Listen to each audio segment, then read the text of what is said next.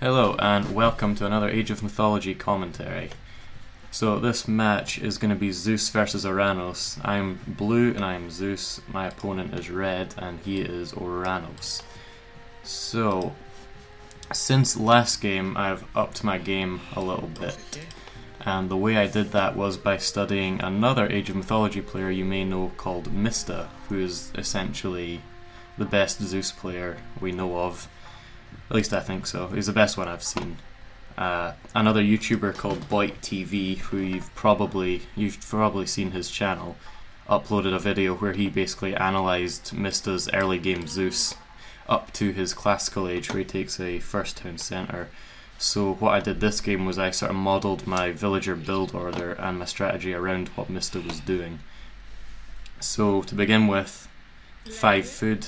Hunting dogs, I think I took hunting dogs, or maybe, I think I took hunting dogs a little bit late, but you want to take hunting dogs right away, because as you can see, this map is chock full of hunt. I think it is kind of it's like a custom tundra map that spawns a lot of hunt, which suits me just fine.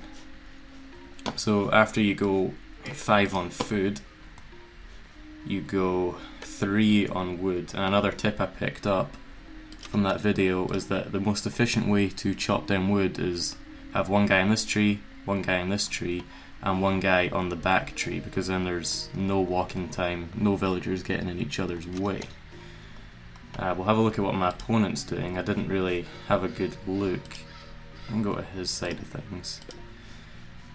Now luckily the Mista's strategy, which I've modelled my own game under, isn't meant to be Zeus versus Oranos, so I'm lucky that I actually got matched up with someone who was playing Oranos.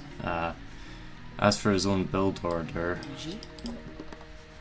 oh god, I don't know what he's doing. He must be so focused on his scouting, I don't think he's producing any villagers. I don't know what's going on with this guy, to be honest. But, I mean, no economic guild. I don't know, I've played a little bit of Oranos, so I'm by no means an expert. I'm not really an expert in any part of Age of Mythology just yet, but an economic guild seems like a good idea to me, so you can get hunting dogs. That'll help you advance a little bit quicker. What you may have noticed in my last video was that it was in my Titan difficulty campaign playthrough part 1, I said that Atlanteans kind of seem like Greek on easy mode, and for those who are wondering what I meant by that, it's just the whole premise of Atlantean is it's a similar civilization to Greek, but pretty much everything is on auto queue. The villagers don't need a drop site, they just gather food as it goes. Your scouts, you can just kind of send them off and let them stand around and they will scout the map for you over here. It's just that kind of thing you notice with Atlanteans. It's a lot of the kind of micromanagement and the pressure is taken off the player. So yeah, I think that is why I gravitated towards playing Atlantean when I first played this game, and why a lot of other people do, because it is a pretty it's an easier civ to use, I think, at least early on in the game. But I prefer Zeus, because Zeus's mythic is just ridiculous. So this is the kind of build I was going for over here. 9 food, 3 wood, 2 gold. And when you have enough for a temple, which I do, and I'm about to start building it with one of my wood villagers, as soon as you build the temple, I will start shifting villagers from food onto wood, and a couple of villagers onto the temple to gather favour.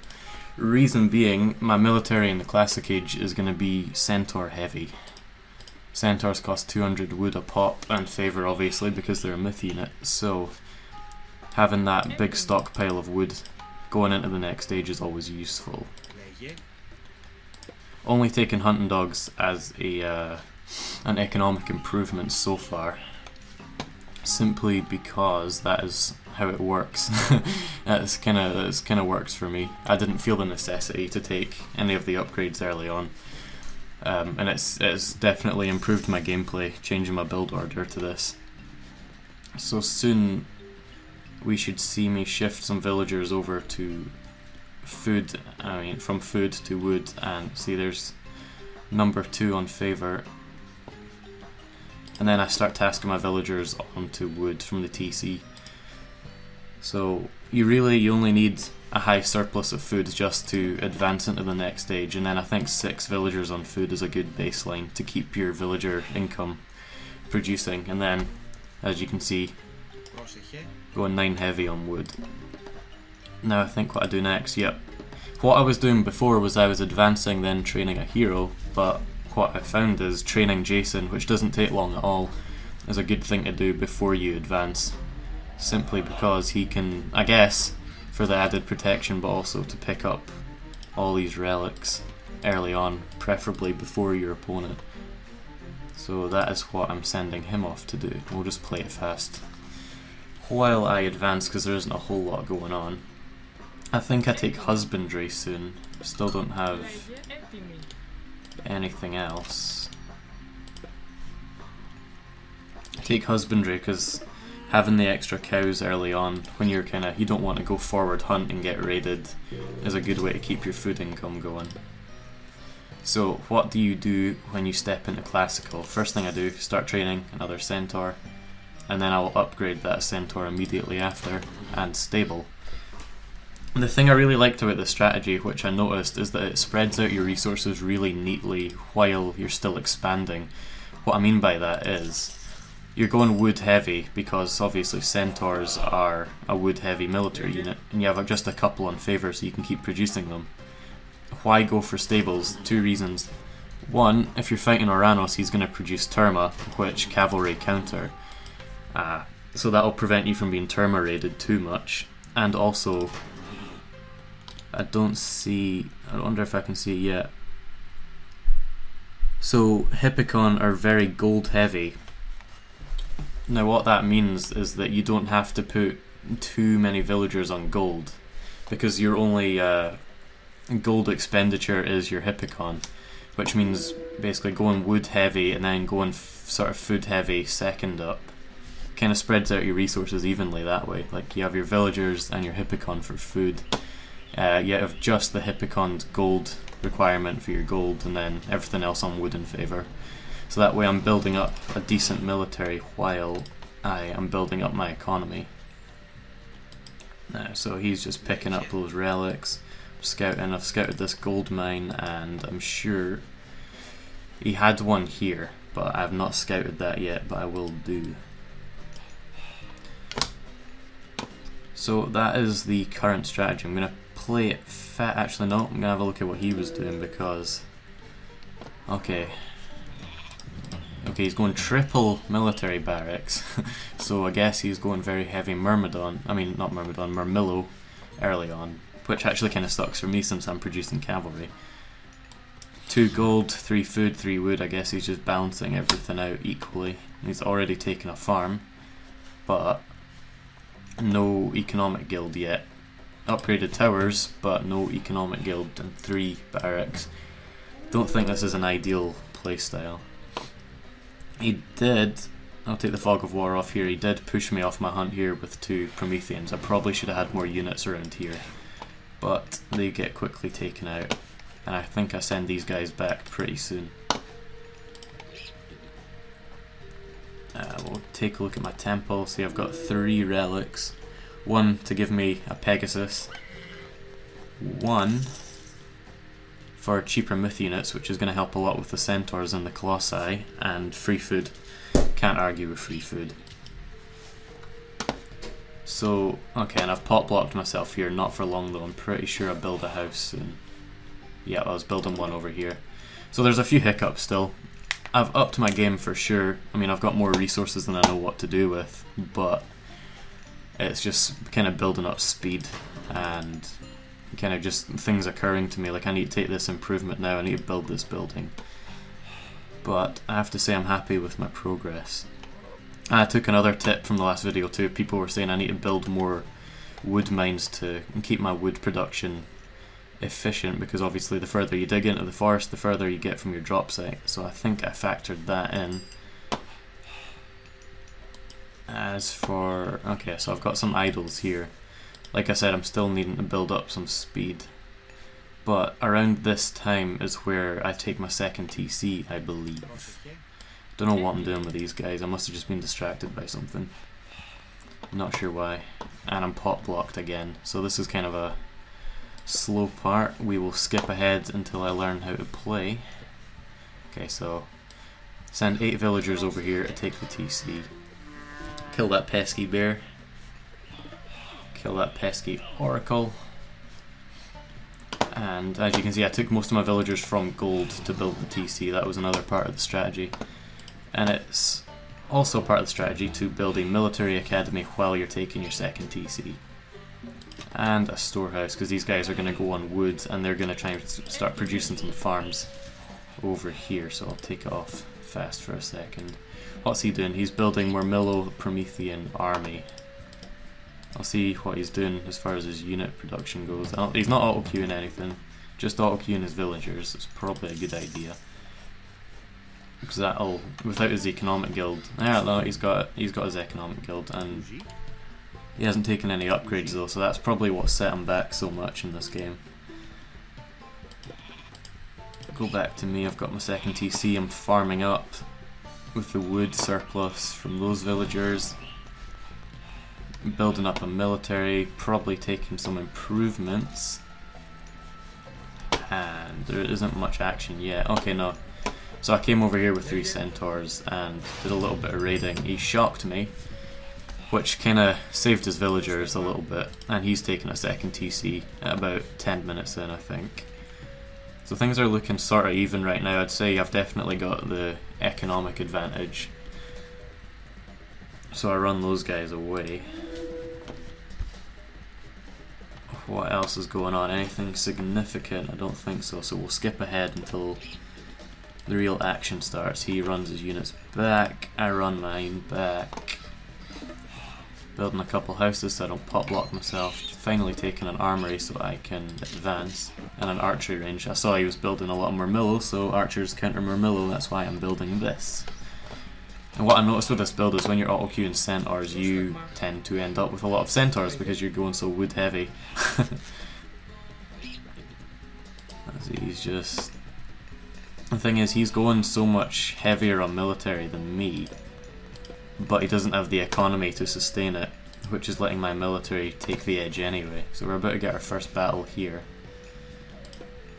See, I only notice him right about now when he sends in his army. Luckily, with all these centaur, his... oh no, I missed him. He was just out of my fog of war, and then he goes for my gold villagers. Let's see how quickly I react. So I've got that. Yeah, there we go. A little bit late. Yeah, this was a bit of a hiccup on my part. I was sending out these villagers to do something. I think it was to gather more hunt. Yeah, it will be, because I built a granary there. But I did that just as soon as he was raiding me, so it didn't work out too well. Inevitably, a few of them had to get picked off, but I suppose that's how it goes. I think I'm still ahead, even though he hit me there. So we'll play it fast a little bit. Losing a few villagers, but for the most part, we're doing okay. Killing the rest of his military, and advancing to the heroic age. So I have a lot of idols building up. I have some idol myth units over here. I regret not tasking this temple a little bit further up here. I wouldn't have forgotten about my military then. Let's see. I think I was going for a counter raid here, which is a good idea because these villagers are largely unprotected. Who else? Where's he getting his gold from? Is he getting gold? He has no one in gold. So that is kind of a bad idea. Okay, now he's putting one guy in gold. Could it be because there was a gold mine here and it just exhausted? Probably. So that's where he's sending these guys now. We'll play it fast until we get to some action. I also want to say, since there's nothing in the game to talk about just now, I want to thank everyone for supporting my channel so early on. I was kind of blown away by the support I got from the first video. I've got like over 100 views in a matter of a day and a bit, and there was a lot of comments, and a lot of comments on Reddit too, the Age of Mythology Reddit, which is where I posted the video. So that was great. and it's really encouraging me to keep making these videos. I sent a centaur raid up here. I thought he might be at this gold mine, but he is not. I think I get a villager pick here because they all use their special attack on one. Yep, he's done. He reacts with his military up here, but these centaurs kind of have free reign to just pick away at his villagers, which is going to be useful for me because what I've learned is the more you can have the best strategy, the best build order in the world, but if you're being raided and you don't know how to handle that, and if you aren't raiding your opponent, your attention is going to be split in two. And in this case I kind of wanted to split his attention in three. I knew he had to be at this gold mine now, so I sent my whole military up here. And then I think I task these centaurs soon. Yeah. So these guys are going to come down here and have their way with these villagers while the bulk of my army is just harassing his gold mine. Which is good because that totally stops him from producing any more gold. And you need gold, it's going to run out if he doesn't keep people on this gold mine.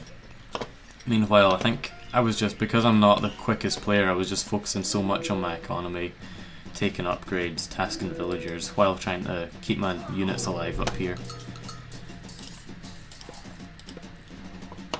So play it a little bit quicker. I was still relying on hunt, and it was good because I don't have unlimited wood to just spam farms out. And I would think I can go mythic pretty much whenever I want in 16 minutes, which is pretty damn good for me. Okay, so I put a dent in his, I beat his military. I don't know why, I guess my units are a little stronger. I wasn't taking any military upgrades, so it must have been the myth units that were winning the match for me. Underworld right next to his TC from here, which is where most of my military were, so that allows me to kind of secure this position, which I'm pretty damn happy about, because now we're looking at 3 TCs to 1, and I'm about to take a 4th if I can send some villagers up here. And I haven't had to use my ceasefire yet, so that is in my back pocket. So I noticed a raid coming here, but luckily I have 5 centaurs, which are probably going to make mincemeat of his Murmillo. I built my market, so I should be going mythic soon, don't know. Aha, I forgot I have hotkeys, so I can do that. Just take a look, see if I'm going mythic anytime soon.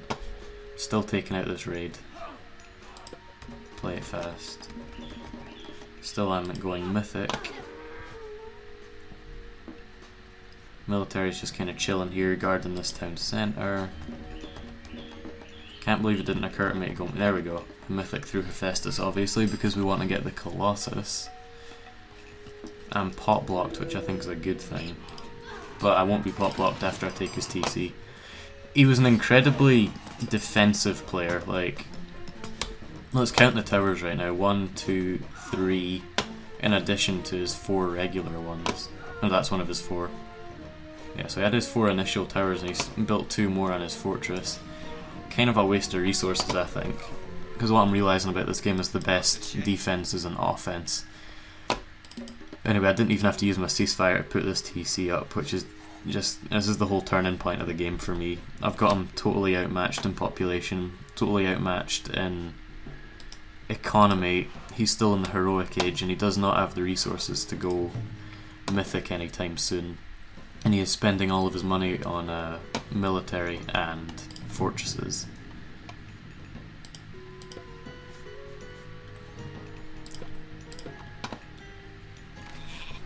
I'm gonna speed it up a little bit till we get to the action.